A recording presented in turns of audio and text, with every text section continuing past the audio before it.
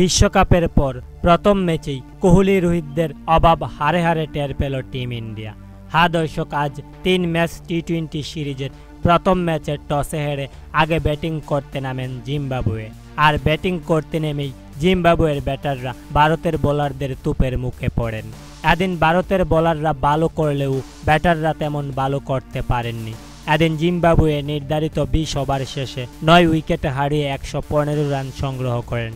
আর ভারত 116 রানের টার্গেটে ব্যাটিং করতে নেমেই দিশেহারা।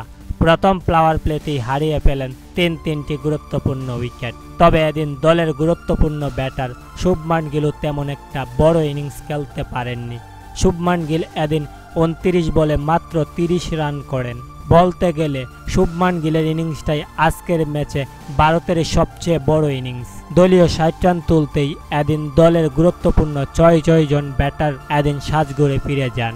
আর তাই তো মনে করছেন সবাই এবার কোহলি রোহিতদের অভাব হারে হারে টের পাবে ভারত, কারণ তারা দুজনেই বিশ্বকাপের পর আন্তর্জাতিক ক্রিকেট থেকে অবসর ঘোষণা করেছেন।